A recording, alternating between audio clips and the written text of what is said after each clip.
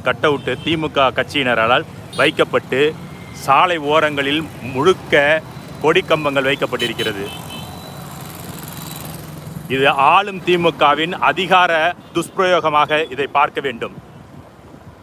மாவட்ட ஆட்சியர் வளாகத்தின் முன்னாடியே இதை வைத்திருக்கிறார்கள் என்றால் இதை யார் கேள்வி கேட்பது?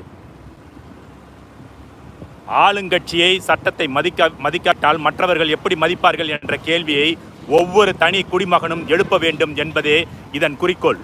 உடனடியாக இதன் மீது நடவடிக்கை எடுக்க வேண்டும். இந்த கட் அவுட்டுகள் உடனடியாக நீக்கப்பட வேண்டும். பாருங்க எவ்வளவு தூரத்துக்கு வச்சிருக்காங்க பாருங்க. ரோடு முழுக்க கொடி கட் அவுட்டு. தேசிய நெடுஞ்சாலையில் சென்ற ஆட்டோ மீது கட் அவுட் விழுந்து விபத்து நிகழ்ந்துள்ளது. இரும்பு கம்பிகள் மூலம் அமைக்கப்பட்டிருந்த கட் அவுட்டுகள் சாய்ந்ததால் பொதுமக்கள் அச்சமடைந்துள்ளனர். கூடுதல் விவரங்களோடு இணைகிறார் நமது செய்தியாளர் பிரபு. வணக்கம் பிரபு, கூடுதல் விவரம்.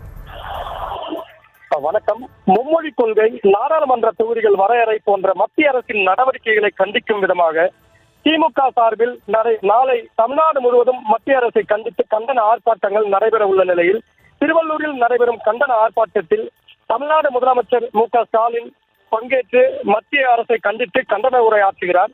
திருவள்ளூரில் நடைபெறும் கண்டன பொதுக்கூட்டத்திற்கு வருகை தரும் முதலமைச்சரை வரவேற்பதற்காக திருவள்ளூர் மாவட்ட தலைநகரான திருவள்ளூர் பகுதியில் வருகிறது. அதன் ஒரு பகுதியாக திருவள்ளூர் பகுதியில் உள்ள சென்னை திருப்பதி தேசிய நெடுஞ்சாலையில் இருபுறங்களிலும் திமுக கொடிகளும் பிரம்மாண்ட பதாகைகளும் வைக்கப்பட்டது.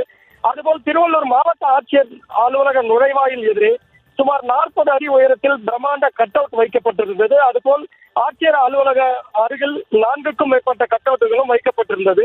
இந்த நிலையில் திருவள்ளூரில் திடீரென பலத்த காற்றுடன் கூடிய கனமழை பெய்ததன் காரணமாக மாவட்ட ஆட்சியர் அலுவலகம் அருகே வைக்கப்பட்டிருந்த பிரம்மாண்ட கட் அவுட் அவ்வழியாக சென்ற ஆட்டோ மீது விழுந்து விபத்துக்குள்ளானதில் ஆட்டோவில் பயணம் செய்த பயணிகள் அதிர்ஷ்டவசமாக உயிர் தப்பினர். நெடுஞ்சாலை ஓரங்களில் பதாகைகள் வைப்பதற்கு சென்னை உயர்நீதிமன்றம் தடை விதித்துள்ள நிலையில் இதுபோன்ற பதாகைகளை வைப்பதற்கு மாவட்ட நிர்வாகம் தடை விதிக்க வேண்டும் எனவும் தற்பொழுது கோரிக்கை எழுந்துள்ளது. திமுகவின் அராஜக போக்கு தொடர்ந்து நாளுக்கு நாள் அதிகரித்த வண்ணமே உள்ளது.